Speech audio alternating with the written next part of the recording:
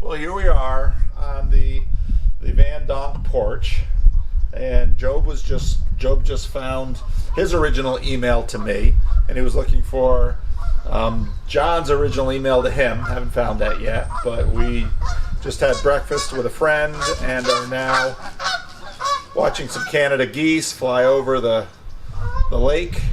I'd just like you to see my very large deck. Very nice deck. Yes. And we had a meetup last night. Which was our first meetup on this tour of visiting an established meetup. And this is the third time that I've visited this meetup. And we talked about the fact that, John, you have this meetup 3 times a month, 2 Thursdays and 1 Sunday. Yep. And you have a very stable core. Yes. That meets, and always a few more people when I come into town. And what are those dynamics like? What do you think about that? Well, I think that the people who showed up yesterday, specifically because they knew you were going to be there, have absolutely no intention of joining our group on a more permanent basis. They made it very clear that they were there to see you. And so to the regulars, it seemed kind of interesting that all of a sudden our group is twice the size. But I don't actually think any one of them had any hopes or dreams that this would suddenly just kind of expand our population or demographic. And I think that they were perfectly happy to welcome these other people into their midst. I mean, we have enough regular conversations that having something out of the ordinary is interesting and nice and pleasant, and we'd be happy to do that. But I think that this kind of confirms the thing that you and I talked about earlier with that article by, who was it again? That was Scott Alexander's article about his experience. Scott Alexander, who has a blog, Slate Star Codex, does go on tours visiting people who read his blog. It's a major blog, hundreds of thousands of readers. But he has also confirmed that celebrity status does not community build. Yes. Yeah. So, well, let me ask you this question. Even though you and I enjoy coming here, and I very much enjoy visiting, is it a helpful or an unhelpful thing? Should I maybe not do this anymore? What do you think? No, I think it's definitely helpful, if for no other reason than that the guys that show up regularly get to hear some of other people's concerns, and there were some new thoughts expressed that don't normally come up in our regular conversations. And so I think that in every way it was helpful. And I mean, we don't usually have anybody bring Dutch cookies either, and that was a vital piece of the gathering to be able to consume the Dutch cookies. Thank you, Joe. No problem. The Dutch cookies. Well, what were your thoughts on the meetup last night, Joe? It reminded me here and there of the Bethany meetup that we had the day before, in the sense that people wanted to discuss the things they were working on and do that in a group setting. That seems, if that becomes a regular pattern in the meetups starting a week from now, that would be interesting. I wouldn't be surprised if it was, to be honest, if we'd see this at other meetups as well. There were interesting conversations. There were different subjects. I mean, there was a whole thing where we discussed the state of education in America in public and private schools as opposed to homeschooling. I find that interesting because I've seen more people homeschool in the US than I think I've ever seen in the Netherlands. So that's a function of economics, by the way. It's not because of freedom being such a core value in the US. No, it has more to do with the fact that people don't approve or like the public school system and think that there are certain things missing. And then in order to put people in private school is very expensive, so then the alternative is that they have the option of doing it themselves, so they will do that. Okay. It's a form of parental control and the assumption that we, the parents, are responsible for our children. So let's give that shape by actually engaging with their education personally. That's also the reason why there are some charter schools where there's a lot of input from the parents. It's also a function if you have a large family. We had 5 children. Brett Sockold, who I spoke with a couple of weeks ago, got 7 children. A lot of families with many children homeschool, partly because you can manage the schedule of the family much more easily. Schools tend to pull you in lots of different directions very quickly and overwhelms the family schedule, because not only do you have school during the day, you have sports at night, you have parent-teacher meetings, you have all of this stuff. If you homeschool, you can sort of manage the family calendar better. So that's part of it. Fair enough. Yeah.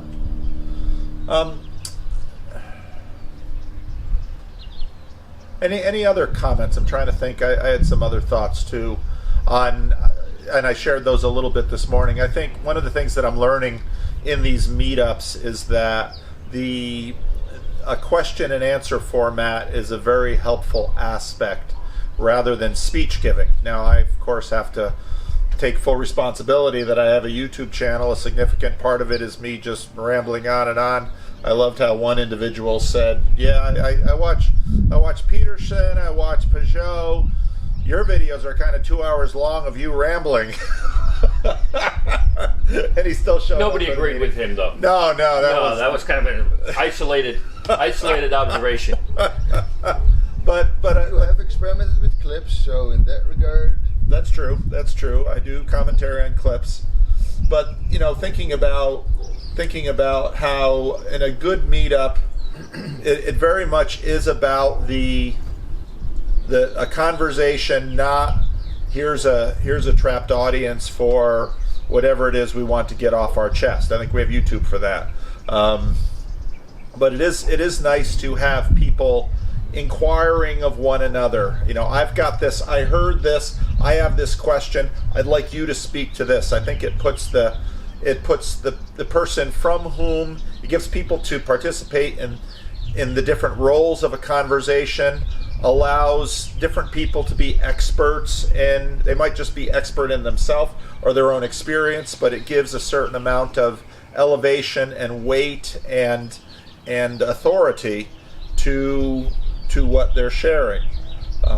One of the interesting things is that every meetup is different. We never really quite know what we're going to be talking about that evening, and especially with meetups like these where most of the people I don't know, many of the people are not known to themselves, there is going to be a lot of new information and a lot of discovery in the process, especially if we can optimize, I think, this drawing things out of each other instead of pushing things onto the group. I love that, by the way, because there were two people I hadn't seen since the last year I was here, and one of them now has a PhD, and we talk about what they do for work now, and another says, "Oh yeah, I'm now a Catholic." "Oh, how did that happen?" And you get the whole story out, and that was really nice.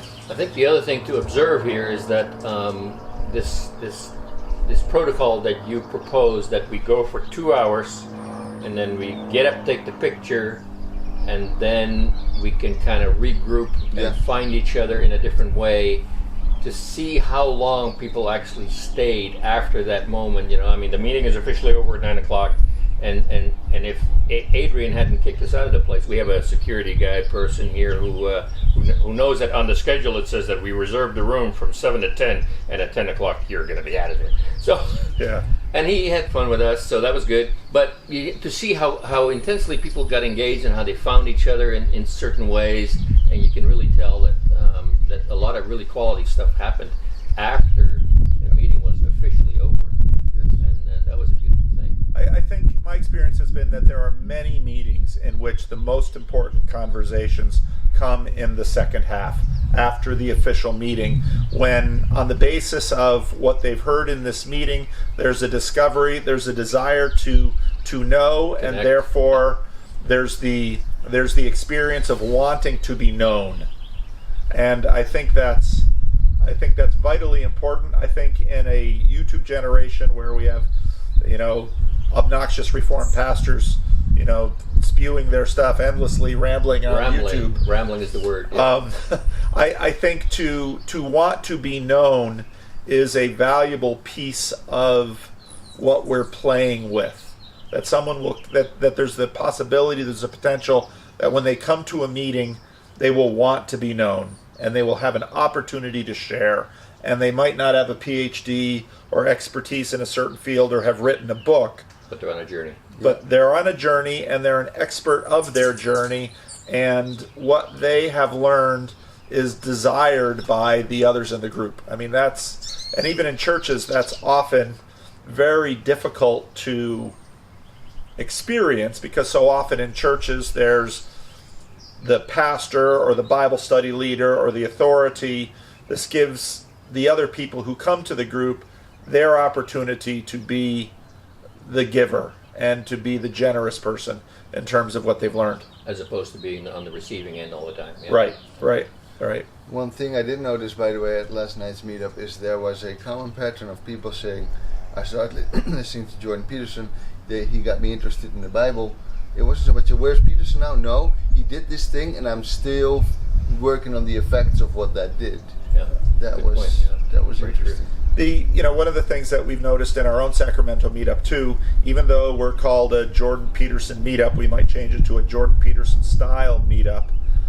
We don't talk that much about Jordan Peterson at our meetings. And I had one person come to one of our meetups and express disappointment that we didn't talk a lot about Jordan Peterson, partly because we've been talking about him for a while.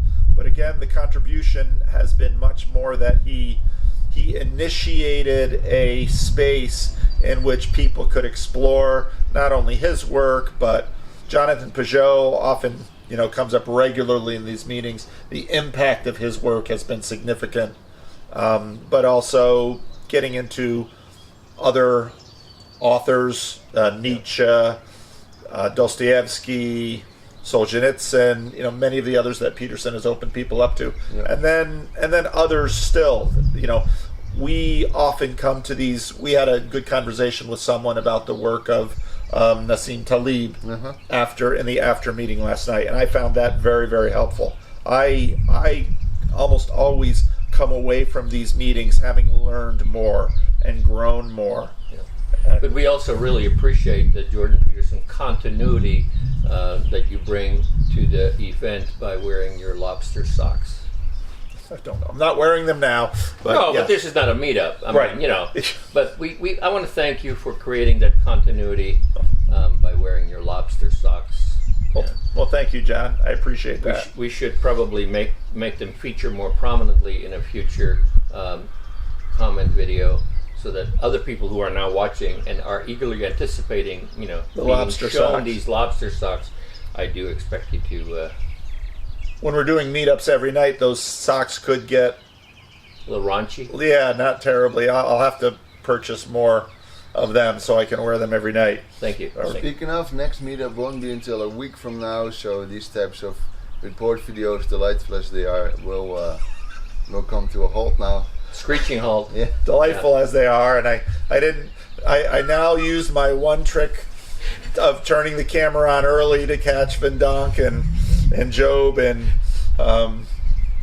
in their candid conversations. I wanted to have that conversation on because that is very much one of the things I struggle with is for this tour. Really, a lot of the reasons I wanted to go on this tour was exactly for those kinds of conversations. And you can probably tell that the three of us. Well, John has a motto: good things happen on the road. Good things happen on the road. And one of the things that prompted the Connecticut retreat that we did last year, I might do another one this spring. And I would like to see us also do more, because there's something that happens with extended periods together, of living together, of sharing meals, this is the community and the bonding. We learn we get to know each other at deeper levels. We open ourselves up. Obviously, having a camera on changes the dynamics of the conversation, but that's there is a sense of community that has been greatly lost. I would like to, in that connection, I would like to give credit where credit is due, because my mantra that good things happen on the road originated with my friend Steven Vanderhart, and that was confirmed when we together went to Burning Man. You went to Burning Man? I did. But John, so you've done Burning Man, you've done the Camino twice. No, once. You are a hippie without hair.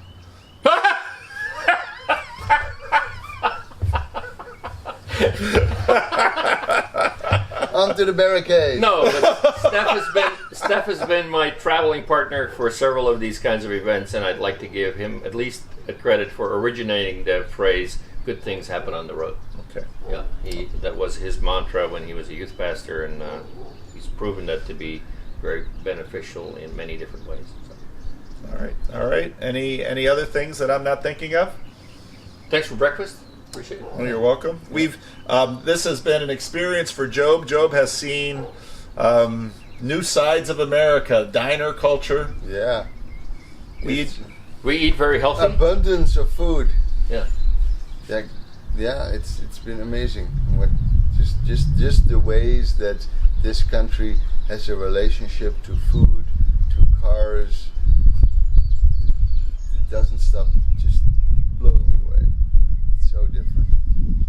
All right. So we won't have probably any of these report videos for a little while. Once we're, if in fact the northern part of this trip comes off, we're going to really have to be disciplined about getting these in, because we're going to have a lot of driving and a lot of miles to do. We'll have to figure out a way to produce them on the road. Yep. That can be done. I've got some ideas. Mm-hmm. All right. So thanks for watching, and we will, as Freddie said, we will see you on the flip side. One love.